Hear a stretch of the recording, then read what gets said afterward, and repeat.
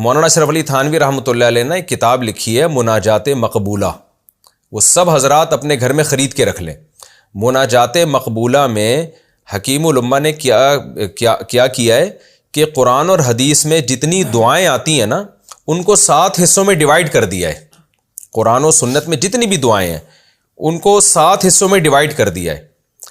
تو وہ اور ان کی منزلیں بنا دی ہے، بھئی ہفتے کو یہ، اتوار کو یہ، پیر کو یہ، منگل کو یہ، بدھ کو یہ، جمعرات کو یہ، تاکہ پورا ہفتہ آپ جب وہ دعائیں پڑھیں گے روزانہ تو وہ ساری دعائیں آپ کی کمپلیٹ ہو جائیں گی، ساری دعائیں آپ مانگ لیں گے۔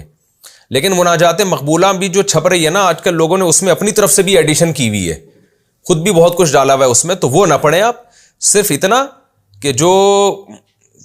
یعنی شروع سے لے کر آخر تک 7 حصوں میں ڈیوائیڈ کیا ہے، تو اس میں لکھا ہے ہفتے کے دن، اتوار کے دن، تو وہ ہفتے اتوار کا مطلب ہفتہ اتوار نہیں ہے، کوئی ضروری نہیں ہے، مطلب یہ کہ آپ آسانی کے لیے کہ آپ ہفتے کو یہ